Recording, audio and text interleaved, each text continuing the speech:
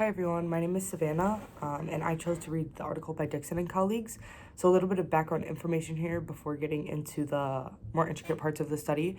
The PEAK e-curriculum is the third module in the PEAK relational training system, and it focuses on teaching derived relational responding specifically through stimulus equivalence, which is what helps learners form connections between concepts that they weren't directly taught to connect, like that classic example of understanding that if A equals B and B equals C, then A also equals C.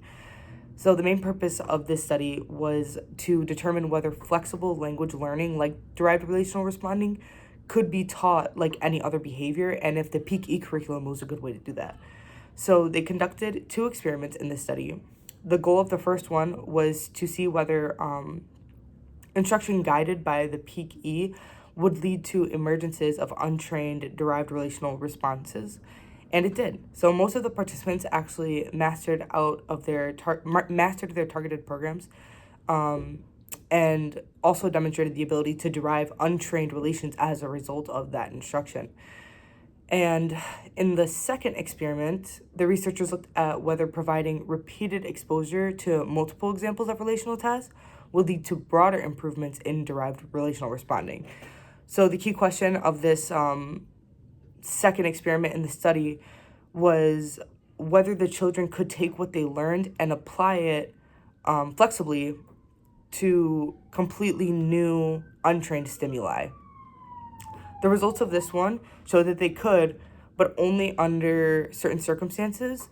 So they were able to apply these skills with when they were given enough practice with different examples that helped them like recognize connections and patterns between different concepts rather than just being taught to memorize specific answers like as correct or incorrect. So something that really stood out to me was how impactful this type of instruction can be. It's not just for like teaching specific skills, but for helping children develop the ability to learn more efficiently. And like a little phrase that really stuck with me is learning how to learn. I've been saying this like for so long that it's so important that we, even if it's something that we don't want to like be learning about, a lot of these skills that we learn throughout school and throughout ABA, they teach us how to learn, and that is so important to me. So it's more about promoting cognitive flexibility and helping learners generalize across new situations. This really changed how I think about language instruction in ABA. Previously, I kind of viewed language as mostly being effective, like language development being effective through direct reinforcement. You would teach the word and then reinforce the response. But this study showed that we can go further than that. With the right structure and with the right teaching strategies, we can help build relational repertoires that that allow our clients to understand and respond to new situations without needing the direct teaching for every possible scenario.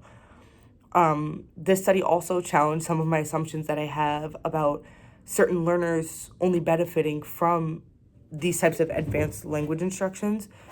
The participants in this study varied very widely in their learning histories and in their support needs, but many of them were still able to make significant improvements using the PEAK e-curriculum.